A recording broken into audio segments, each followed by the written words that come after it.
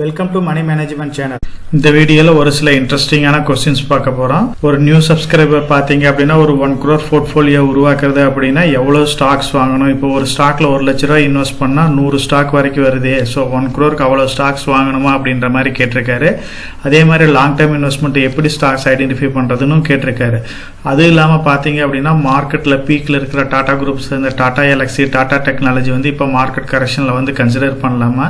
Symons இந்த மாதிரி டைமில் என்ட்ரி கொடுக்கலாமா அப்படின்ற மாதிரி கேட்டிருக்காங்க.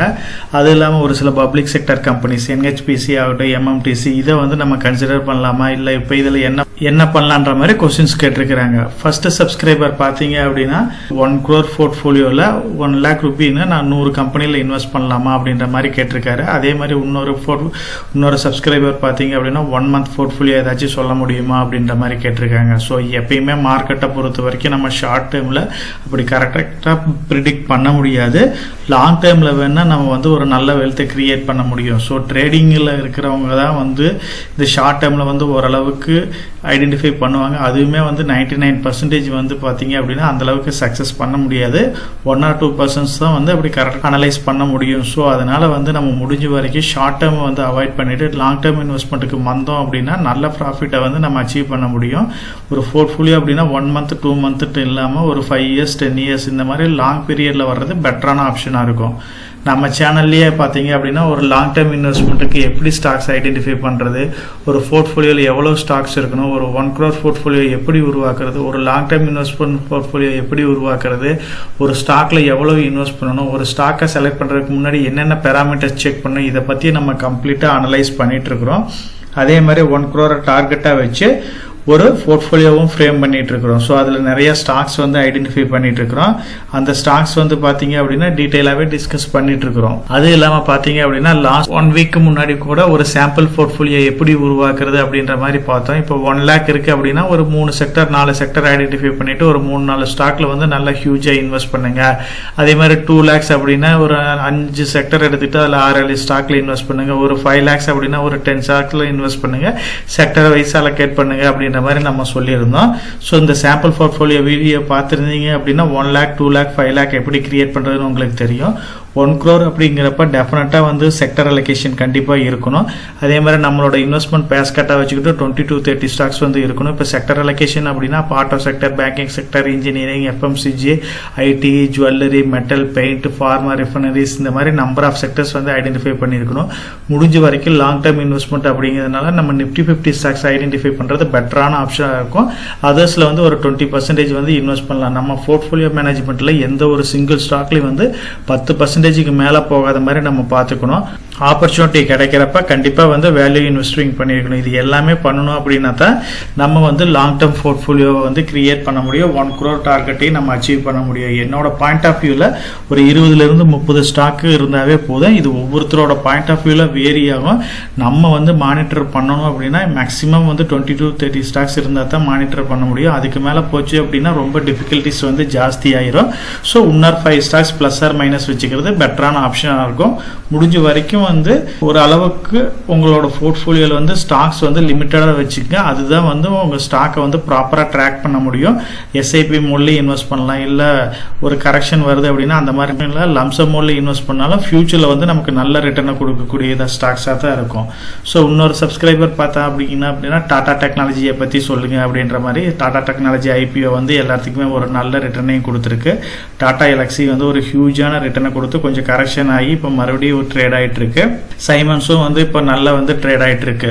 ஸோ இப்போ பார்த்து இந்த 3 ஸ்டாக்கையும் பார்த்தீங்க அப்படின்னா ஆல்ரெடி நம்ம டீட்டெயிலாகவே அதில் பார்த்த ஸ்டாக் அப்படின்னா டாடா டெக்னாலஜி IPO விடுறப்பவே நம்ம டீட்டெயிலாகவே டிஸ்கஸ் பண்ணோம். லாங் டேர்முக்கு டெஃபினட்டாக இது நல்ல ரிட்டர்னை கொடுக்கக்கூடியது. IPO லிஸ்டிங் கெயினே நல்லா கொடுக்கும் அப்படின்ற மாதிரி நம்ம டிஸ்கஸ் பண்ணோம்.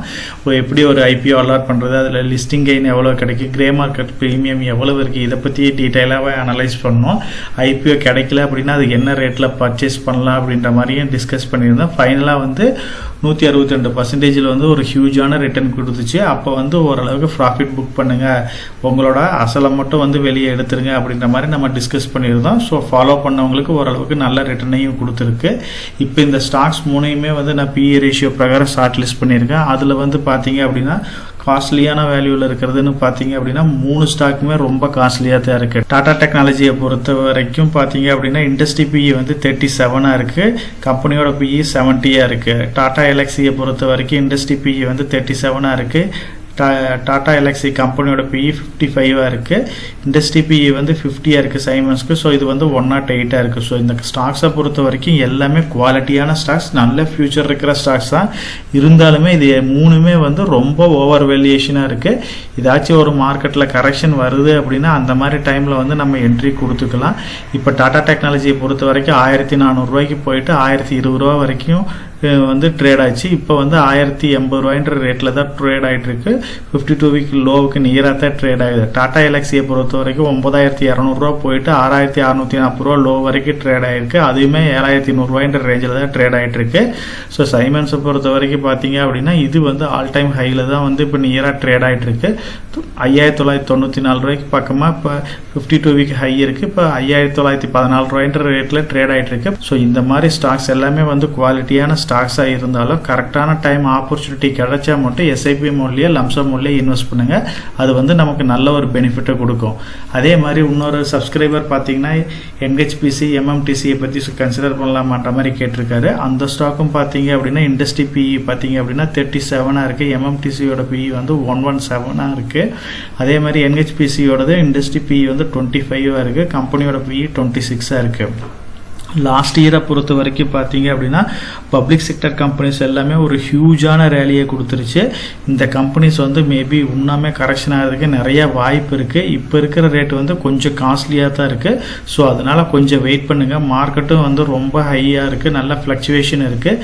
ஏதாச்சும் ஒரு ஃபால் ஆச்சு அப்படின்னா இந்த ஸ்டாக்ஸ் எல்லாம் வந்து ரொம்ப டவுன் ஆகிறதுக்கு நிறைய பாசிபிலிட்டிஸ் இருக்குது. இது ரெண்டுமே ஸ்ட்ராங்கான ப்ரொமோட்டர் ஹோல்டிங், அதாவது பப்ளிக் லிமிடெட் கம்பெனியாக இருக்குது. இந்த ஸ்டாக்கை பொறுத்த வரைக்கும் 52 வீக் ஹை 102க்கு போயிருக்கு, லோ 29க்கு போயிருக்கு, இப்போ 75ல ட்ரேட் ஆகுது. ஸோ இந்த ஸ்டாக்கை பொறுத்த வரைக்கும் இந்த ஃப்ளக்சுவேஷன் பார்த்தாவே உங்களுக்கு தெரியும் எந்த அளவுக்கு ஸ்டாக் வந்து டவுன் ஆகுது அப் ஆகுதுன்ட்டு. அதே மாதிரி NHPCயை பொறுத்த வரைக்கும் 42ல இருந்து 115 வரைக்கும் போயிருக்கு, இப்போ 98ல ட்ரேட் ஆகுது. ஸோ இந்த ஸ்டாக் கரெக்ஷன் ஆக ஆரம்பிச்சிச்சு அப்படின்னா ஹியூஜான ஒரு கரெக்ஷனை கொடுக்கறதுக்கு வாய்ப்பு இருக்கு. அதனால முடிஞ்ச வரைக்கும் இப்போதைக்கு அவாய்ட் பண்ணுங்க. ஏதாச்சும் பப்ளிக் செக்டர் கம்பெனிஸை வந்து நீங்க வந்து ரொம்ப ரிஸ்க் எடுக்க தேவையில்லை. இதுக்கு ஈக்குவலண்டான கம்பெனிஸ் வந்து பிரைவேட் செக்டர்லேயே வந்து ஓரளவுக்கு குவாலிட்டியான அட்ராக்டிவ் ப்ரைஸில் இருக்குது. அந்த மாதிரி ஸ்டாக்கை கூட நீங்கள் வந்து கன்சிடர் பண்ணீங்க அப்படின்னா லாங் டைமில் ஒரு நல்ல ரிட்டர்னை கொடுக்கும். நம்ம சேனலை பொறுத்த வரைக்கும் நம்ம சேனலை சப்ஸ்கிரைப் பண்ணிட்டு ஒரு 50% பார்க்குறாங்க, சப்ஸ்கிரைப் பண்ணாமல் ஒரு 50% பார்த்துட்டு இருக்கிறாங்க. சப்ஸ்கிரைப் பண்ணாத ஃப்ரெண்ட்ஸ் நம்ம சேனலை வந்து சப்ஸ்கிரைப் பண்ணி சப்போர்ட் பண்ணுங்க. நம்ம சேனல் மெம்பர் கம்யூனிட்டியில் போர்ட்ஃபோலியோ அப்டேட், அதாவது என்னோட போர்ட்ஃபோலியோவில் என்ன ஸ்டாக் பை பண்ணுறேன், என்ன ஸ்டாக் செல் பண்ணுறேன், என்னென்ன சேஞ்சஸ் பண்ணிட்டு இருக்கேன், இதை பற்றி இன்ஃபர்மேஷன்ஸ் வந்து ஷேர் பண்ணிட்டு இருக்கேன். டெய்லி மார்க்கெட் அப்டேட் வந்து முடிஞ்ச வரைக்கும் போஸ்ட் பண்ணிட்டு இருக்கிறேன். கார்பரேட்ல என்னென்ன ஈவென்ட் இருக்கு, நம்மளோட இந்திய எக்கனாமியை பத்தி ஒரு சில யூஸ்ஃபுல்லான இன்ஃபர்மேஷன்ஸ் எல்லாமே ஷேர் பண்ணிட்டு இருக்கோம். மெம்பர் கம்யூனிட்டில ஜாயின் பண்ணி இதை ரெகுலரா ஃபாலோ பண்ணீங்க அப்படின்னா உங்களுக்கு நாலேஜ் இம்ப்ரூவ் ஆகிறது மட்டும் இல்லாம உங்களோட போர்ட்ஃபோலியோவை ஹெல்த்தியா பில்ட் பண்றதுக்கு எல்லா வகையிலையும் சப்போர்ட்டிவா இருக்கும். இப்ப டிஸ்கஸ் பண்ண இன்ஃபர்மேஷன் எல்லாம் உங்களுக்கு யூஸ்ஃபுல்லா இருக்கும்னு நினைக்கிறேன். இந்த வீடியோ உங்களுக்கு யூஸ்ஃபுல்லா இருந்துச்சு அப்படின்னா நம்ம சேனலை வந்து சப்ஸ்கிரைப் பண்ணுங்க, நம்ம வீடியோவை லைக் பண்ணுங்க, ஷேர் பண்ணுங்க. கமெண்ட் செக்ஷன் ஓப்பன்ல தான் இருக்கு. ஸோ இந்த வீடியோ பத்தி உங்களோட ஒப்பீனியன் என்ன, இதுல என்னென்ன டவுட்ஸ் இருக்கு அப்படின்னு நீங்க கமெண்ட் செக்ஷன்ல போஸ்ட் பண்ணீங்க அப்படின்னா உங்களுக்கு மட்டும் இல்லாம நம்ம வியூவர்ஸ் எல்லாத்துக்குமே நல்ல ஒரு சப்போர்ட்டிவா இருக்கும். நான் ஒரு செபி ரிஜிஸ்டர்ட் அட்வைசர் கிடையாதுங்க. நம்ம சேனலில் போடுற வீடியோக்கள் எல்லாமே வந்து பார்த்தீங்கன்னா எஜுகேஷனல் ஆர் இன்ஃபர்மேஷன் பர்பஸ்க்கோசரம் போஸ்ட் பண்ணுற வீடியோக்கள் தாங்க. இன்வெஸ்ட்மெண்ட்னா கண்டிப்பாக ரிஸ்க் இருக்கும். அதனால நீங்கள் உங்கள் ஃபினான்ஷியல் அட்வைசர்கிட்ட டிஸ்கஸ் பண்ணியோ இல்லை நீங்களா ஓன் டிசிஷன் எடுத்தோ இன்வெஸ்ட் பண்ணுங்கள்.